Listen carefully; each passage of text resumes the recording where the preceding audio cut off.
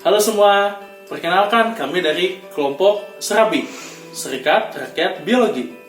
Bersama saya, Prananda Dava, dan Halo, nama saya Alma Salsabila, NIM G34180006. Halo, nama saya Asi Desi Sartika, NIM G34180010. Hai, saya Fajar Juliansyah, NIM G34180013. Hai, kenalin nama aku Ayu Sanur Fadilah, NIM G34180014. Halo, nama saya Lutfi. Halo, nama saya Siti Nurul Badriyah, NIM G34180035. Halo, nama saya Muhammad Abi Pranata Ramadan, NIM G34180057. Halo, nama saya Hasna Putri Salihah, NIM G34180063. Halo, nama saya Tria, NIM G34180064. Hai, nama saya Sekar, NIM G34180065. Dan saya Mela Maulana Sadli, NIM G34180069. Selamat menyaksikan video kami. kelaparan merupakan kondisi dari kurangnya konsumsi pangan kronik. Beberapa orang mengalami kesulitan dalam memperoleh angan yang dibutuhkan, dan ini mengarah pada kelaparan dan kekurangan gizi dalam skala besar dunia. Permasalahan kelaparan atau ketahanan pangan merupakan gambaran rendahnya kapasitas produksi pangan dan rendahnya kemampuan dalam memanfaatkan institusi, lingkungan, dan sumber daya alam arti yang seluas-luasnya dalam menciptakan kualitas hidup secara keseluruhan dan kualitas sumber daya alam dalam arti khusus. Sebagian besar negara berkembang pada tahun 2000 berada pada kelompok kelaparan sedang dan tinggi. Status tingkat kelaparan Indonesia selama 17 tahun belakang belum bisa bergeser dari kelompok kelaparan serius ke kelompok yang lebih baik. Analisis potensi dan permasalahan di Provinsi Jawa Tengah dilakukan dengan melihat adanya pola produksi dari tanaman pangan itu sendiri, status gizi, juga tingkat konsumsi masyarakat.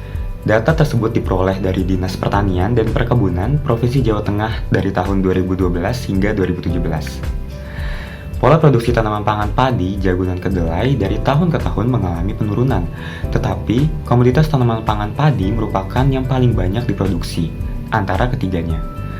Tingginya produksi padi berkaitan erat dengan konsumsi beras sebagai bahan makanan pokok pada sebagian besar masyarakat.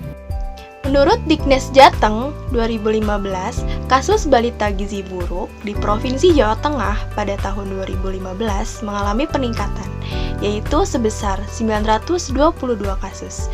Menurut BPS 2017, rata-rata konsumsi bahan pangan dari 3 komoditas yaitu padi, jagung, dan kedelai mengalami penurunan.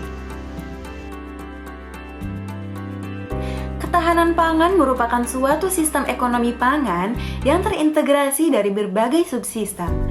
Antara lain, tidak adanya kemampuan membeli, gagal panen, dan bencana yang dapat berakibat pada kekurangan pangan pokok. Ketidakstabilan pangan dapat diatasi dengan berbagai upaya penstabilan yang pastinya dimulai dari desa, agar dapat menghasilkan komoditas pangan tinggi dan dapat menekan angka kelaparan. Program D-MAPAN atau Program Desa Mandiri Pangan ditujukan untuk memberikan pelatihan di bidang kelembagaan, finansial, hingga pemasaran hasil pangan.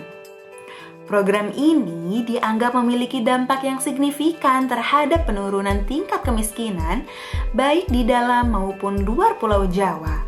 Meskipun tingkat akselerasi di dalam Pulau Jawa masih lebih rendah dibandingkan dengan luar Jawa. Program ini dianggap dapat meningkatkan kualitas ekonomi masyarakat sekaligus meningkatkan ketahanan pangan. Pelatihan dan pembinaan yang sebaik mungkin sangat dibutuhkan secara berkelanjutan dengan komitmen yang penuh.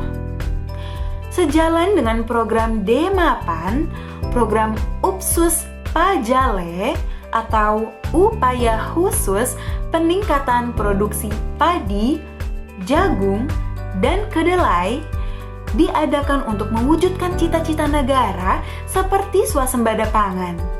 Program-program yang dibentuk ini diharapkan dapat meningkatkan produktivitas tanaman baik pada kuantitas maupun kualitasnya. Desa tanpa kelaparan dapat tercipta dengan adanya pendanaan dan pembangunan infrastruktur pertanian. Di Jawa Tengah, pembangunan infrastruktur pertanian dibantu oleh pihak pemerintah pusat, provinsi, dan kabupaten kota. Pendanaan ini masih tergantung pada pemerintah dan badan usaha milik pemerintah. Salah satunya adalah pembangunan jalan pertanian, yang mampu membantu masyarakat untuk mengakseskan dan melancarkan hasil perekonomian mereka. Teori aksi komunikasi pembangunan dalam hal ini adalah komunikasi top-up, karena dana tersebut memang sudah direncanakan oleh pemerintah untuk diberikan kepada desa-desa di Jawa Tengah sebagai alokasi dalam membantu pembangunan infrastruktur pertanian. Kesimpulannya, menghilangkan kelaparan dapat dilakukan dengan cara melakukan pengelolaan dana desa, dan juga komoditas utama pada desa tersebut dapat menjadi acuan atau dapat berkaitan dengan ketahanan pangan dan gizi yang baik. Kemudian pembangunan infrastruktur dan juga penyuluhan terhadap petani juga dapat meningkatkan pertanian berkelanjutan di desa tersebut. Sekian yang dapat kelompok kami sampaikan. Terima kasih.